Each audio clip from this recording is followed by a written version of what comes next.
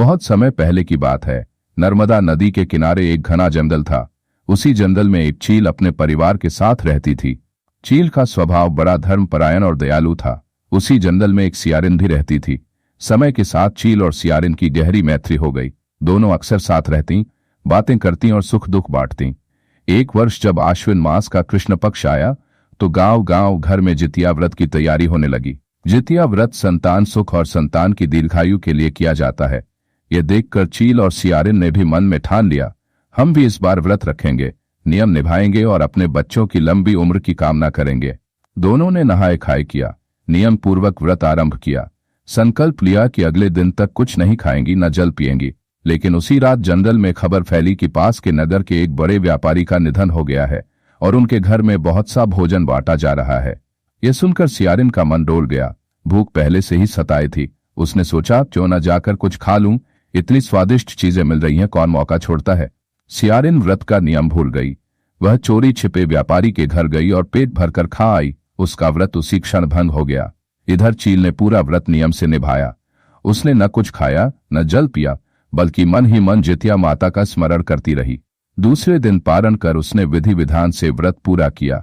समय बीतता गया। कहते हैं कि जब दोनों की मृत्यु हुई और पुनर्जन्म हुआ तो उनके जीवन में बहुत बड़ा अंतर आ गया। चील मनुष्य योनि में जन्मी। उसके 7 पुत्र हुए। जितिया माता की कृपा से उसके सभी पुत्र स्वस्थ, बलवान और दीर्घायु रहे। घर आंगन में सदा सुख समृद्धि बनी रही। वहीं सियारिन भी मनुष्य योनि में जन्मी। उसके भी 7 पुत्र हुए, परंतु दुर्भाग्य यह कि जन्म लेते ही वे 7 मर गए। अगले जन्म में भी यही हुआ। वह हर बार संतान जन्म के बाद शोक करती। एक दिन वह बड़ी व्याकुल होकर रो रही थी। तभी उसकी पुरानी सखी चील उससे मिली।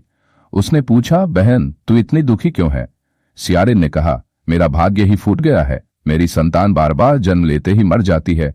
मैं असहाय हो गई हूं।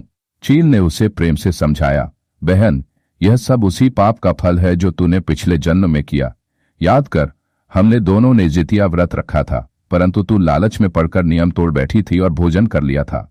मैं अकेली थी जिसने पूरा व्रत किया। इसीलिए आज मेरे बच्चे सुरक्षित हैं और तेरे नहीं। संतान की रक्षा केवल जितिया माता की कृपा से ही संभव है।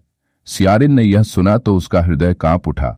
कहते हैं कि जब सियारिन ने अगली बार श्रद्धापूर्वक व्रत किया तब उसकी संतान जीवित रही और स्वस्थ पली बढ़ी। इसीलिए आज भी स्त्रियां जितिया माता का व्रत रखती हैं।